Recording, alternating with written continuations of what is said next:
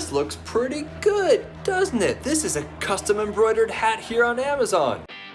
Let's jump right into the details and see both the front and the back. But first of all, I centered it completely right in the middle, and I used one of the standardized fonts that they recommended, and that looks really good. I used a light gray instead of the white thread because I didn't want the white to be too brilliant, but that's just subtle enough not to be too crazy when I'm out doing my film work.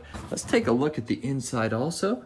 That's what that looks like, and it's comfortable all around there. Obviously, it is adjustable, and I like this. 5 out of 5 stars, super easy to make here on Amazon. That is it. I will put the link to this custom embroidered hat in the description below if you want to get a custom hat made for yourself.